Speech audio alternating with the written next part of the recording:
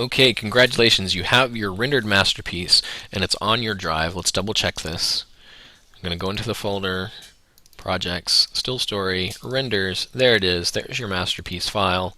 And you can watch it and make sure that everything's there and perfect. And you should definitely do this before you go into the next steps of compressing and getting it ready for upload, because you don't want to spend a lot of time going through that process only to find that it doesn't work or you did something wrong in Final Cut.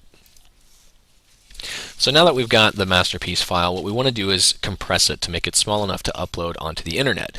You can do this, you can upload your big file to YouTube and let it do the crunching, but especially if you're on a Wi-Fi connection, something like that, you're going to spend a lot of time unnecessarily, and you can save yourself a lot of time by doing the crunching on your side, and then you can check and see the quality is okay before you get to it.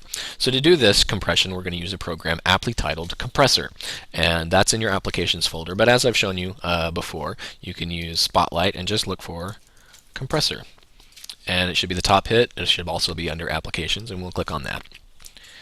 Now, compressor is a weird program because it's designed to do a large volume of work. It's called a batch renderer or a batch processor. So the way it thinks about things is a little bit different than the way we'll normally be using it. Now, the first thing it's going to do is pop up a window asking you, hey, what do you want me to do? You want me to make something for YouTube? And while that's what we're actually aiming to do, we don't want to use that preset because it's actually going to try to get your login information, save that, and you don't want to do that on these school computers. So click cancel. So what compressor gives you is a few different windows that are all kind of collected together.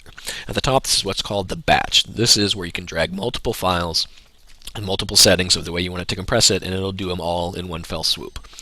Down here you have your settings, which is the sort of presets that you're going to tell it to compress these files. And then there's a couple of other windows like the preview window and the history window, which shows you what you've already done. So the simplest way to work with this is to follow a few steps, and that is to tell it which file you want to compress. And it says right here, drag and drop your destination here. So you can drag and drop from the Finder window. I'm just going to take this. This is my drive, my folder, projects, still story, renders. I'm going to drag this right onto this blue box. So it puts the name of my file right there, Kids Masterpiece Movie, and I can drag this button to see all of the separate frames. So as we can see, our masterpiece is there in its entirety. And now we need to tell it how we want it to compress the video. This again can be a very complex scenario where you're going through and selecting from a lot of these presets that are H.264 or MPEG-2 or MPEG-4. The limits, it's almost unlimited in its complexity.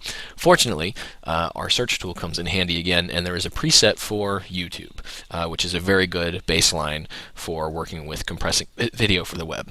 So I'm going to use this in the settings window. I'm going to type U into the settings, and there's only one that starts with U. YouTube sharing will come up automatically, and we can see that it's an H.264 video at 8 megabits per second with AAC 44.1 kilohertz audio. Does that sound enticing and exciting?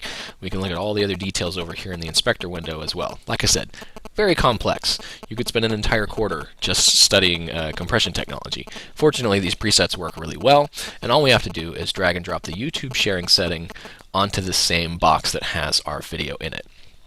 Now that's the only two pieces of information Compressor needs in order to process this file.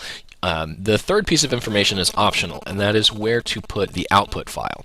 By default, you can see that it says right here source, which means wherever the original video was, I'm going to put the new compressed video there. You can change this if you want by going to the target menu and choosing destination other. But I like things to go to the source. It's very easy to keep track of. So once I'm ready here, I've set this up and it's ready to go, but it hasn't actually started doing any of the processing yet. In order to do that, I have to click this submit button.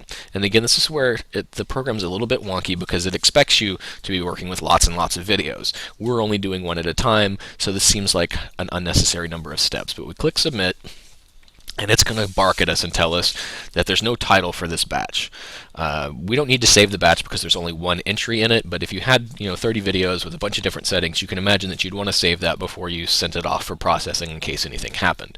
We haven't done enough work to really warrant saving an extra file with information about the compression settings, so when it says that you need to give this a title, you can completely ignore it. You can click submit and not have to worry about any of these settings that come up. Then it's going to start doing its work.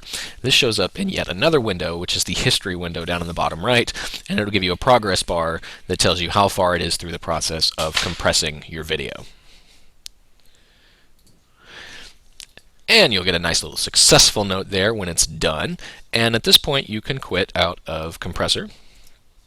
And you don't need to save this file. You can if you want to, but again, there's not been a lot of work that we've done. So I'm going to say don't save. We go back into our hard drive, go into the folder for projects, still story, renders.